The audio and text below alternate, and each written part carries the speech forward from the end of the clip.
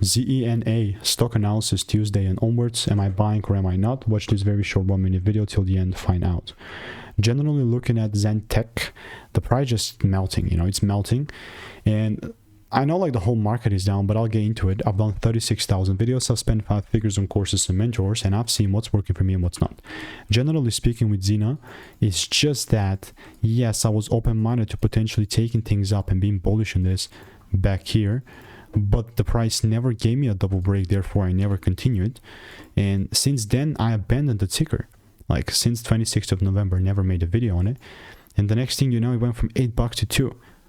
So, I mean, I understand, like, it's still a bearish range, and the likelihood that this thing just keeps going down is still quite high. So that's kind of my directional bias, unless there's a big catalyst or unless I see a full candle shift above it, 361 or something like that.